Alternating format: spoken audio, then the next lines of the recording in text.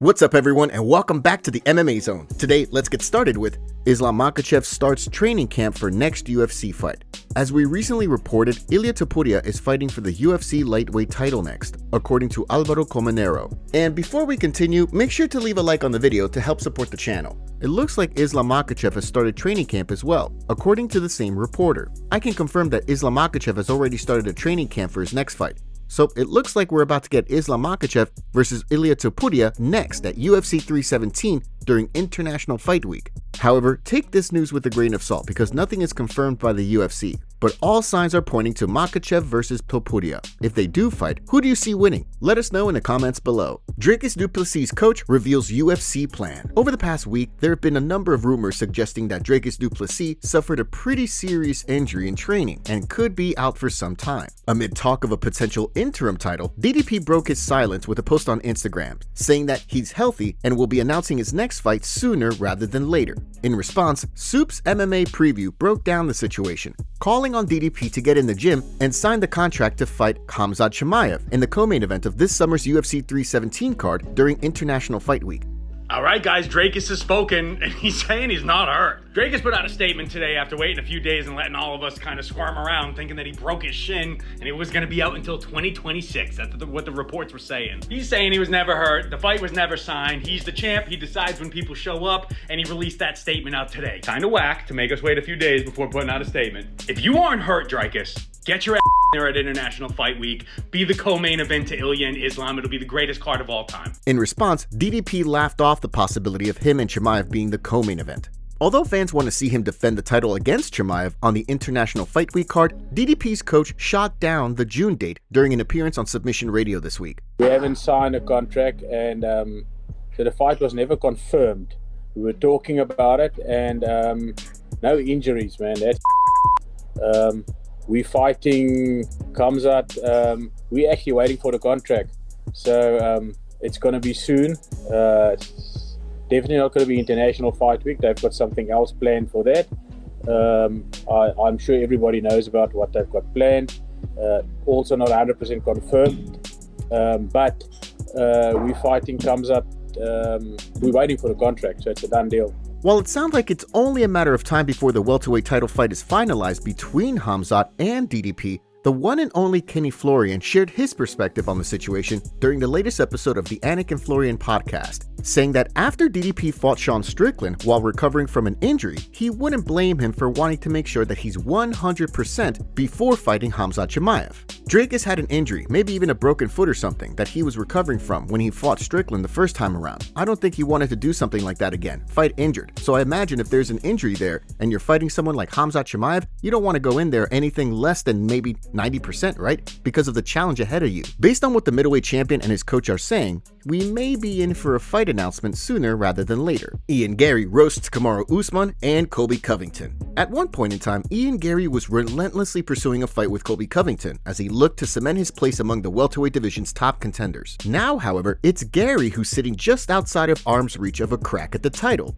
While fighters like Colby Covington and Kamaru Usman have slipped in the rankings and seem to be in the twilight years of their respective careers. Leading up to a short notice headliner against Carlos Prates in Kansas City on Saturday, Garry took some shots at both Covington and Usman during an interview with Shaq MMA, saying that their time has come and gone. We're getting out with the old and in with the new. We're getting rid of these people that are just trying to stay relevant, like Kamaru and Colby, just trying to maintain relevancy by just talking on podcasts and trying to slag off Paddy Pimblett. That's all they are now. They don't want to fight. They're not fighters anymore. They're done. You've got these young, hungry coming up. The likes of me, Prates, Morales, Sean Brady, Shavkat, Jack, and you're just seeing what the welterweight division is turning into for the next decade. Because these guys, they're going to be around for a long time. They're all talented everywhere. In the case of Covington, the former interim champion is fresh off a loss to Joaquin Buckley, which dropped him to just 2-3 over his last 5, with the wins coming against Tyron Woodley and Jorge Masvidal. In the case of Usman, since his majority decision loss to Khamzat Chimaev, he's continued to tease a return to 170. However, so far, nothing has materialized. Belal Muhammad's still not interested in fighting Islam Makhachev. Heading into the UFC 315 main event between Belal Muhammad and Jack Della Maddalena, it's no secret that if JDM wins, then Islam Makhachev will move up from lightweight and fight for the welterweight title. On the flip side, if Muhammad wins, the expectation is that Makhachev will stay at 155 and defend his title against Ilia Topuria. Despite any potential rumblings of a Muhammad-Makhachev fight, Bully B made it perfectly clear on the latest episode of Submission Radio that he has no intentions of fighting a teammate. I wouldn't fight him. Their team, they've done so much for me, it wouldn't be worth it to fight those guys. There's just way too much respect and loyalty on my end.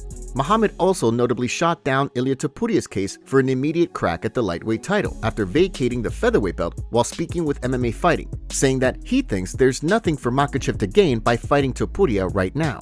When he beat Volkanovski, who was the pound-for-pound best fighter in the world at that time, in a close fight, it's like, oh, he sucks. He didn't finish him. He should have finished him. He's a 145er. And then he goes out there and finishes him, and it's like, well, Volkanovski's a 45er. So now Topuria, I think he's a little bit smaller than Volkanovski. He's going to move up, and if Islam dominates him, then it's, oh well, he's a 45er. He can go back down. There's really nothing to gain for Islam for fighting him. As he told Submission Radio, however, if the fight does happen, then he thinks that Makhachev will finish the fighter formerly known as El Matador early in the fight. I think he'll finish Topuria probably by the second round.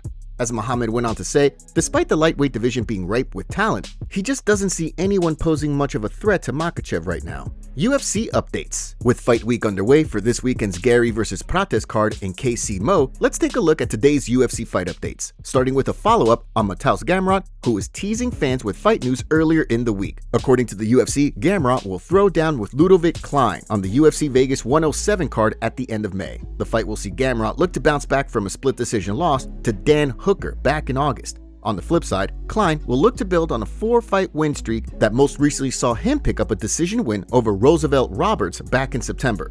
Just 1 week later, Ju Sang Yu will reportedly throw down with Jeka Sadagi on the UFC 316 card, with Yu looking to pick up a win in his UFC debut, and Sadagi looking to bounce back from a first-round submission loss to Weston Wilson last June. According to the UFC Roster Watch account, following several other releases over the past few weeks, both Pedro Falcao and Cortavius Romias have been removed from the UFC's roster as well. Falcao recently dropped a decision to Victor Henry earlier this month, bringing his UFC record to 0-2 after signing with the promotion just last year. Meanwhile, Romias came up short against Chang Ho Lee back on April 5th, bringing his UFC record to 0-2 after signing with the promotion following a second appearance on Dana White's Contender Series. Sean Brady sends a message to UFC welterweights. After a big win over Leon Edwards in London, Sean Brady believes that he should be next in line for a crack at the title, not Shavkat Rakhmonov, who was named the #1 contender after beating Ian Garry back at UFC 310. During an interview with MMA Fighting this week, Brady explained that although Rakhmonov's win over Ian Garry put him next in line for a crack at the title, right now, he's the fighter with a #1 next to his name on UFC.com.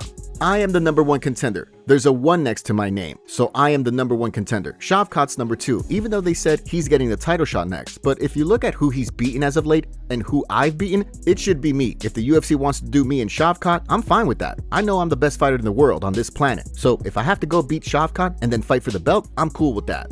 As he went on to reveal, when Belal Muhammad and Jack Della Maddalena throw down on May 10th, he plans to be in attendance. While his hope is that he'll be next in line for a crack at the title, he doesn't sound too worried about the situation, saying that if the UFC has other plans, the two sides can figure things out. Kamaru Usman not happy with Israel Adesanya. Since watching Alexander Volkanovski reclaim the featherweight title in Miami, Israel Adesanya has remained stateside, where he's trained with David Goggins in anticipation of an eventual return to action. Before heading back to New Zealand, Izzy stopped by the Pound for Pound show to chop it up with Kamaru Usman and Henry Cejudo, with Triple C joking that the trio are all on 3-fight skids. Speaking of that, I feel like we're all kind of we are champions. in a similar. Come on, we're all kind of Triple C over there, triple champ. Come on, we're all kind of in a similar position right now. Yeah, we've been there, we've done that. We bought we're all the damn 0-3. T-shirt. Let's go. The trio also spoke about Izzy's rivalry with Alex Pereira. As the Last Stylebender explained, he believes that his knockout win over Poatan at UFC 287 closed the chapter on their rivalry. Kamaru Usman, on the other hand, joked that it's not fair for Izzy to walk away from the rivalry after finally getting a win. And that was the end of that chapter. And people get greedy again. They're like, oh, we got to do it one more time. I'm like, bro, why? Like, why ruin a good thing? That's such a great story, a great ending.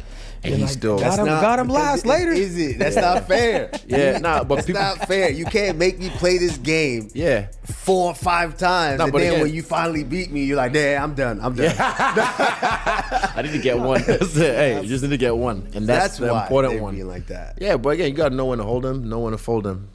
While there's been no word yet on when Izzy will be back inside the octagon, he's made it clear that when the time comes, he'd like to run things back with Sean Strickland in hopes of settling that score as well. Jiri Prochazka knocks down sparring partner with knee. While Jiri Prochazka waits for a name and date for his next UFC fight, the former champ got some work in with former UFC and Bellator fighter Oliver Enkamp, the brother of famous karate influencer Jesse Enkamp. Oliver fought for the UFC just twice, falling to Nordine Taleb in 2017 and Danny Roberts in 2018 before parting ways with the promotion and joining Bellator. Since then, he's put together a 4-2 record under the Bellator banner, but has not competed since the Bellator PFL merger. In some new sparring footage that was released via Jesse Enkamp's YouTube channel, Oliver and Prochazka can be seen sparring together. While the former light heavyweight champion is clearly getting the better of the exchanges, using his volume and off-tempo jabs to stifle Oliver's offense, Enkamp lands some nice shots of his own, including a knee, while Prochazka entered for a takedown. Just a few seconds later, however, Prochazka lands a picture-perfect knee to the body that drops Oliver, bringing an end to their sparring session. Ian Garry altercation at UFC weigh-ins. Before Ian Garry officially came to the stage to weigh in, it seems that he was already going back and forth with another UFC fighter backstage named Michel Pereira. And before we continue, we have a favor to ask. Help us reach 200,000 subscribers on MMA Zone by subscribing and turning on notifications for daily MMA content. Seriously, we rarely miss a day. When the curtain opened, you can hear Ian say, "Just shut up," and Michel Pereira responded with "Prates," and Ian ending off the dispute by saying, "You just do what you're told." Here's the clip. 147, the official weight for Egypt, Chikadze. Next to the scale, the other half of the main event, Ian Machado Garry. You just do as you're told. I'm owning. I got it.